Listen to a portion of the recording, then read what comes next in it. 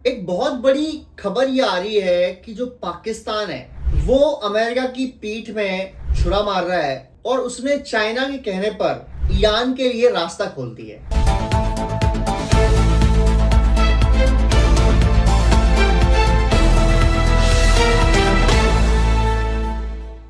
Hello friends, एक बहुत बड़ी खबर ये आ रही है कि जो पाकिस्तान है वो अमेरिका की पीठ में छुरा मार रहा है और उसने चाइना के कहने पर ईरान के लिए रास्ता खोल दिया है। और अगर ये खबर सच है तो फिर जो हॉर्मुज स्ट्रेट को ब्लॉक करके अमेरिका चाहता है ईरान को दबाव में लाना, प्रेशर में लाना, ईरान को एकदम ब्लॉक करना, इसके बाद ईरान खुद ब खुद सरेंडर कर दे, वो शायद पॉसिबल ना होगा। क्या पूरी खबर है और क्या इसकी एनालिसिस है, इसके बारे में जानते हैं। और पहले जो लेटेस्ट खबर है वो बताते हैं। आपको पता ही है कि हॉर्मुज स्ट्रीट, जो हॉर्मुज का एरिया है, उसको ईरान कंट्रोल करता है और वहां से कोई जहाज निकलता है तो या तो ईरान के दोस्त यानी कि मित्र देशों का निकलेगा या ईरान को फंड करने के बाद निकलेगा, वरना पॉसिबल नहीं है। ये चल रहा था पूरे वॉर के टाइम जब अमेरिका ईरान वॉर लड़ रहे थे। लेकिन ईरान ने ये जो चाल चली हॉर्मुज स्ट्रेट को ब्लॉक करके, इससे अमेरिका को बात करने के लिए राजी होना पड़ा और पहली मुलाकात बातचीत भी हुई।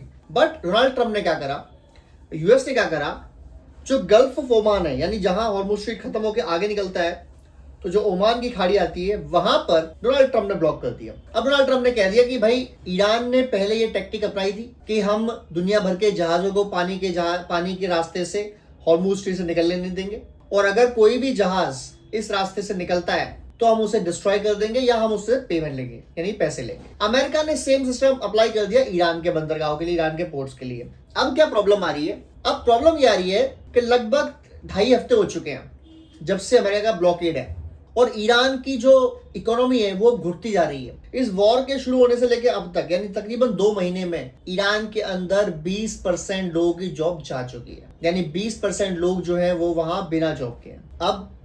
अब क्या लगता है अब क्या होगा? अब ये होगा कि जब 20% लोगों की जॉब चली गई तो वहां पर भुखमरी और बेरोजगारी बढ़ने लगी। और उसके बाद जब अमेरिका ने ये ब्लॉकेज किया, ईरान के पास जो कुएं हैं तेल के, जो स्टोरेज कैपेसिटी है ईरान की, वो अगले 2 से 3 हफ्ते में खत्म हो जाएगी। वो कम से कम तेल निकाल रहा है, फिर भी 3 हफ्ते के बाद उसकी स्टोरेज कैपेसिटी खत्म हो जाएगी। अब उसके पास 3 रास्ते बचेंगे। पहला, वो कुआं को बंद कर दे, पर जब कुआं बंद हो जाएगा तेल निकालने वाला, वो दोबारा खुलने में जितना खर्चा आएगा उतने में एक नया कुआं खुल सकता है, यानी एक तो प्रॉब्लम वो है। दूसरा, अगर ऑयल लीकेज हो गई तो आग लग जाएगी। और तीसरा, क्योंकि कोई जहाज पानी के रास्ते हॉर्मुज स्ट्रेट के आगे जो ये गल्फ ऑफ ओमान है, यहां से कोई चीज निकल ही नहीं पा रही है। लगभग 45 जहाज जो ऑयल टैंकर्स लेके आ रहे थे ऑयल्स को चाइना के लिए, ऑफकोर्स क्योंकि 95% ईरान चाइना को ही ऑयल एक्सपोर्ट करता है, वो सारा ब्लॉकेज हो गया है, सारा रुक गया है, जिसकी वजह से ईरान परेशान हो गया है बहुत ज्यादा कि किस तरीके से वो अपने तेल को आगे भेजे। अब सुनने में आया है कि उन्होंने आज लेटेस्ट एक जहाज का पूरा क्रूड ऑयल चला दिया, आग लगा दी उसमें। क्यों? अगर वो स्टोरेज करना बंद कर दे या स्टोरेज कैपेसिटी खत्म हो जाए उनकी, तो फिर प्रॉब्लम ये आएगी कि वो तेल का करेंगे क्या। अगर कुएं बंद होते हैं तो फिर जो टेक्निक वापस खोलने में लगती है वो बहुत ज्यादा महंगी है, जिसको ईरान अफोर्ड नहीं कर सकता। ईरान की तरफ से धमकी भी आई थी कि अगर हमारे कुएं हमें बंद करने पड़े या हमारे कुएं में दिक्कत हुई तेल निकालने में तो हम एक के बदले 4 कुएं लेंगे, सऊदी अरब, यूएई, इन सब जगह से, यानी हम वहां हमला कर देंगे। दूसरा, उनकी धमकी ये भी आई थी कि हो सकता है हम यूएस के ब्लॉकेड को अटैक कर दें और खुलवाएं इसको। बट इसमें एक रास्ता निकल के आया, ये एक चीज सामने आई कि पाकिस्तान ने एक रास्ता दे दिया है ग्वादर पोर्ट के थ्रू। अब आप सबको पता है कि ईरान और पाकिस्तान का लैंड बॉर्डर मिलता है, जमीनी बॉर्डर मिलता है, बट ईरान पाकिस्तान की कोई बिजनेस नहीं है आपस में। चोरी चकारी तरीके से जो तेल वगैरह आता है वो आता है बॉर्डर के एरियाज में, बस उसके अलावा कोई और बिजनेस नहीं है, खासकर तेल को लेके। हालांकि डील हुई है पर वो डील की जो कैपेसिटी थी उसकी पाइपलाइन पाकिस्तान ने बनाई नहीं।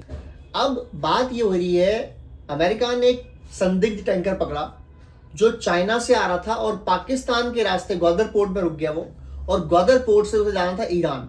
तो क्या ईरान ने एक रास्ता ढूंढ निकाला है कि तेल को वो एक्सपोर्ट करते रहे पाकिस्तान के रास्ते, यानी ईरान अपने पोर्ट से तो भेज नहीं पा रहा, तो क्यों ना ईरान एक काम करे कि जमीनी रास्ते से ऑयल को पहुंचा दे पाकिस्तान के पास और वहां से पाकिस्तान अपने टैंकर्स में भर के उसको चाइना रवाना कर दे ग्वादर पोर्ट से। अगर ये होता है तो ईरान का धंधा फिर चल पड़ेगा वापस। लेकिन क्या अमेरिका इसकी तहकीकात, इसकी चेकिंग नहीं करेगा? और अगर पाकिस्तान इसमें पाया जाता है, जो कि संदिग्ध है फिलहाल, तो फिर क्या पाकिस्तान के खिलाफ अमेरिका एक्शन नहीं लेगा? क्योंकि अगर ऐसा होता है तो फिर तो डोनाल्ड ट्रंप का जो पूरा प्लान है ईरान को ब्लॉक करने का, वही खराब हो जाएगा। अगर उनका बिजनेस चल पड़ा, दूसरे रास्ते से ही चल पड़ा, तो फिर तो कोई लेना देना ही नहीं है उस ब्लॉकेड का। अब सुनने में आ रहा है कि सैयद अब्बास अरागची तीसरी बार पाकिस्तान पहुंच गए हैं आज, शुक्रवार से लेकर अब तक, यानी 5 दिनों में 3 बार पाकिस्तान आ चुके हैं। तीसरी बार आए हैं वो। पहले फ्राइडे को आए थे, फिर पाकिस्तान से ओमान चले गए, फिर ओमान से वापस पाकिस्तान आ गए, फिर पाकिस्तान से मॉस्को चले गए और मॉस्को से वापस पाकिस्तान आ गए। कुछ लोग मान रहे हैं कि वो प्रपोजल पे प्रपोजल भेज रहे हैं और डोनाल्ड ट्रंप सारे प्रपोजल को मना कर रहे हैं। उसका रीजन, डोनाल्ड ट्रंप ने खुलेआम ये कह दिया है, ओपनली ट्वीट करके। वो तो बंदा जो बोलता है ओपनली बोलता है, ऐसा लगता है। अपनी मीटिंग में भी अपनी जो उसके लोग हैं, मार्को रूबियो या पीट हेक्स्टर के जितने भी टीम है उनकी, उनको बात बताता होगा, पहले ट्वीट कर देता है या ट्रुथ सोशल पे ट्रुथ डाल देता है कि भाई ये कर दिया। तो उसने खुलेआम कह रखा है कि ईरान से मुझे न्यूक्लियर डील चाहिए। ये सबको पता है कि ईरान इस समय हॉर्मुज स्ट्रीट खोलने को रेडी है, क्योंकि ईरान का दम घुट रहा है। ईरान चाहता है कि हॉर्मुज स्ट्रीट वो खोल दे, बदले में अमेरिका ब्लॉकेड खोल दे और अमेरिका उन पर लगे सैंक्शंस हटा दे और उनका जो फंड है रिलीज कर दे। उसके बाद बस न्यूक्लियर डील के बारे में बाद में बात हो जाएगी। अमेरिका कह रहा है कि नहीं भाई, हमें न्यूक्लियर डील तो पहले चाहिए, क्योंकि अगर मैंने ब्लॉकेड खोल दिया तो जो मौका हाथ आया है ईरान को दबाने का, ईरान से डील लेने का, वो हाथ से निकल जाएगा। बात तो सही है। अगर ईरान डील करने को इतना लालायत है, इतना उत्सुक है, इतना जल्दी में है, तो इसीलिए है कि उनको पता है कि उनके जो तेल, अगर उनका तेल निकल के बिका नहीं, निकल के आगे गया नहीं, तो तेल के कुएं में उन्हें या तो आग लानी पड़ेगी या बंद करने पड़ेंगे, और ये बहुत ज़्यादा कॉस्टली होगा उस इकोनॉमी के लिए जो ऑलरेडी बहुत ज़्यादा दिक्कत में है।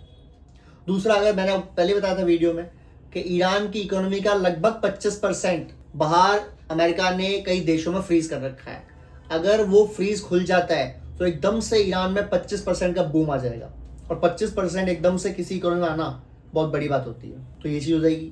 अब ईरान तो डील चाहता है करना, बट डोनाल्ड ट्रंप चाहते हैं कि मुझे डील चाहिए, और वो डील चाहिए न्यूक्लियर की। अगर न्यूक्लियर की डील नहीं आएगी, मैं कोई और डील नहीं करूँगा। हालांकि जब हॉर्मुज स्ट्रीट खोला था ईरान ने आज से 2 हफ्ते पहले, और डोनाल्ड ट्रंप ने बताया कि मेरी पूरी टीम बड़ी खुश हो गई कि हॉर्मुज स्ट्रीट खोल दिया है ईरान ने और अब हमें ब्लॉकेड खोल देना चाहिए। बट मैंने कहा रुको, वेट अ सेकेंड, ईरान को $500 मिलियन डेली की इनकम होती है उस रास्ते से। अगर मैं ब्लॉकेड खोल देता हूँ, तो अगर ब्लॉकेड बंद रखता हूँ, तो 1 महीने में $15 बिलियन का नुकसान होगा ईरान को, जो ईरान जैसी इकोनॉमी के लिए सस्टेन करना बहुत मुश्किल है। और अब मैंने क्योंकि ईरान की गर्दन पकड़ ली है, तो ईरान को मैं तब तक नहीं छोड़ूंगा जब तक ईरान से मैं वो डील ना ले लूँ जो मैं चाहता हूँ कि मैं लूँ। अब वो डील क्या है? अब वो पता है कि डोनाल्ड ट्रंप जो है काफ़ी लाइक करते हैं फ़ोटो खिंचवाना, न्यूज़ में रहना, मीडिया में रहना, ट्वीट्स करना, ट्वीट करना। तो वो चाहते हैं कि ईरान से वो डील की जाए जिसका वो ढिंढोरा पीट पाए, ना सिर्फ अभी बल्कि नवंबर के इलेक्शन में भी। और पता है कि डोनाल्ड ट्रंप और जो रिपब्लिकन पार्टी है उनको मिड टर्म इलेक्शन फॉलो करना है या लड़ना है नवंबर में।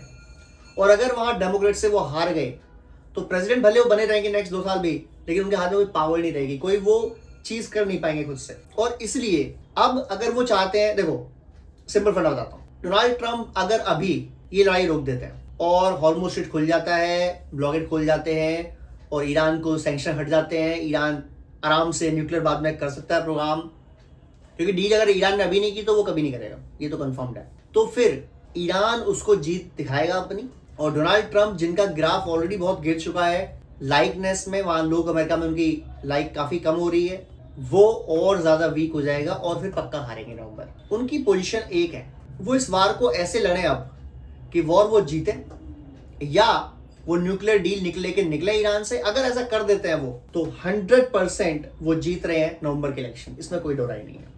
क्योंकि अमेरिकन और इजरायली क्या चाहते हैं? वो चाहते हैं कि ईरान हर हाल में न्यूक्लियर पावर ना बने। और अगर डोनाल्ड ट्रंप ने वो डील ले ली कि वो न्यूक्लियर पावर ना बने, अगले 20 साल के लिए न तो न्यूक्लियर एनरिचमेंट करे, और जो एनरिच्ड न्यूक्लियर उनके पास एसेट्स हैं, जो यूरेनियम है एनरिच्ड, उसको अगर अमेरिका ले लेता है ईरान से, तो हम मान के चलिए कि ईरान ये युद्ध सरेंडर कर चुका है, हार चुका है।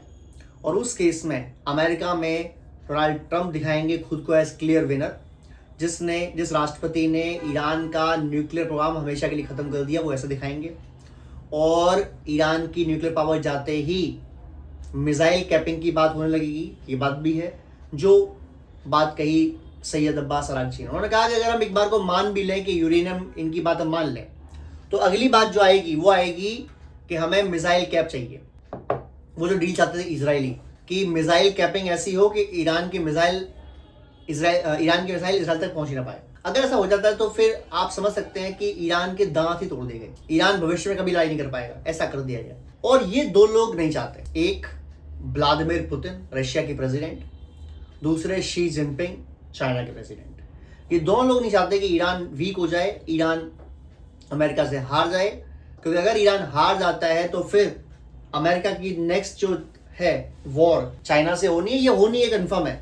ये जो अटैक्स हो रहे हैं चाइना के अलाइज पर, चाहे पहले वो वेनेजुएला को हमला करके उन्होंने निपटा दिया, और अब वेनेजुएला में इनडायरेक्टली अमेरिका ही राज कर रहा है, ये तो कंफर्म है। और अब ईरान को अगर निपटा देते हैं तो फिर कौन बचा? फिर चाइना और रशिया, दैट्स इट, दो देश बचे जो आपस में बिजनेस कर रहे हैं, जो खिलाफ है साफ साफ अमेरिका के। और दुनिया में एक मैसेज और जाएगा कि अगर आप खिलाफ हो यूएस के, एक लेवल के बाद आप पे यूएस हमला कर देगा। और अगर ये मैसेजिंग होती है तो जो और देश जो खिलाफ काम करते हैं अमेरिका के बहुत बार, या उनकी हामी हानि मिलाते, वो भी फिर डरेंगे। बट अगर ईरान जीत जाता है, अगर ईरान सर्वाइव कर जाता है इस वॉर को, तो फिर दुनिया में पूरे समीकरण चेंज हो जाएंगे, फिर दुनिया में मल्टीपोलराइजेशन और बढ़ेगी। फिलहाल भी वैसे अमेरिका सिंगल पावर नहीं है, बट फिर भी पावर तो है, सुपर पावर है। बट अगर ये वॉर अमेरिका हार जाता है या बिना यूरेनियम के अमेरिका निकल जाता है ईरान से, तो बोला जाएगा कि डोनाल्ड ट्रंप चिकन आउट कर गए। उसके बाद रशिया और चाइना की पावर और बढ़ेगी, भारत की पावर और बढ़ेगी, यानी मल्टीपोलर वर्ल्ड एक तरीके से स्टैब्लिश हो जाएगा पूरी दुनिया में। और ये मान जाएगा कि अमेरिका उतना भी स्ट्रॉन्ग नहीं है जितना वो सोचता है कि वो है, और डोनाल्ड ट्रंप चुनाव हारेंगे। देखो डोनाल्ड ट्रंप को चुनाव जीतना है यार नवंबर में, हर हाल में, और उसको पता है कि ईरान की उसने कमजोर नस पकड़ ली है। ये ब्लॉकेड और 2 वीक रहता है, ठीक है, दुनिया में ऑयल के प्राइसेस बढ़ेंगे जिससे अमेरिका में दिक्कत होगी, यूएस की प्राइस भी बढ़े हैं, जो आम चलने वाले लोग हैं उनके तेल डीजल पेट्रोल बढ़ी है प्राइस, लेकिन यही 1 महीने बाद प्राइस जो है आधे जब हो जाएंगे, जब डील हो जाएगी। और आधे हो गए मान लो कि जुलाई में, मान लो कि जून में, तो जून जुलाई से लेकर नवंबर तक तो आदमी सब भूल जाता है कि प्राइस डबल ट्रिपल हुए थे। और उसमें भी अगर ईरान से वो न्यूक्लियर डील लेके आ जाते हैं तो फिर वो कह देंगे कि आपने जो 2 महीने पेमेंट करी है उसका ये आउटपुट है, ये यूरेनियम में आपका आउटपुट। तो डोनाल्ड ट्रंप एक ब्लाइंड गेम नहीं खेल रहे हैं, उनको पता है कि वो क्या कर रहे हैं। वो दुनिया को दिखाता है आदमी कि मैं एड़ा हूँ, मैं पागल हूँ, मैं कुछ भी कर सकता हूँ, और ये उनकी पावर भी है। जब इंसान कुछ भी कर सकता है तो बाकी लोग डरते हैं, बाकी लोग कहते हैं यार पता नहीं है तो कुछ भी कर देगा, ये तो पागल आदमी है। बट वो पागल नहीं है, वो माइंड से खेल रहे हैं, उनको पता है कि उन्होंने ईरान की कमजोर नस पकड़ ली है। अब ईरान के पास क्या रास्ते बचते हैं? कि जो पाकिस्तान वाला मामला है इसकी जांच करेगा अमेरिका, अगर इसमें निकलता है पाकिस्तान शामिल तो फिर कुछ एक्शन के खिलाफ भी होंगे।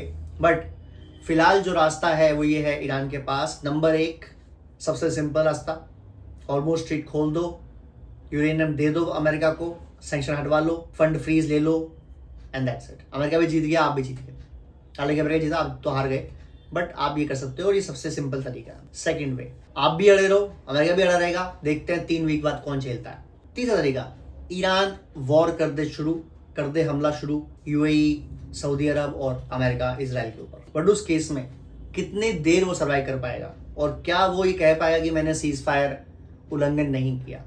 हालांकि सामने से किसी को ब्लॉक कर देना भी सीज फायर का उल्लंघन ही होता है, बट फिर भी डायरेक्ट अटैक तो नहीं किया अमेरिका ने। जो आपने किया था हॉर्मुज स्ट्रीट में, वो भी तो गलत था। आपने वॉर के अंदर हॉर्मुज स्ट्रीट को ब्लॉक किया, यानी दुनिया का तेल बंद किया आपने एक बंद चीज नहीं बंद की, अब वो दुनिया का तेल बंद किया, जिसमें कई देश वॉर से कोई लेना देना नहीं है, श्रीलंका, बांग्लादेश, भारत, पाकिस्तान, म्यांमार, इंडोनेशिया, इस सारे देश को आपने तबाह कर दिया, या आपने उनकी इकोनॉमी हट करने की कोशिश करी।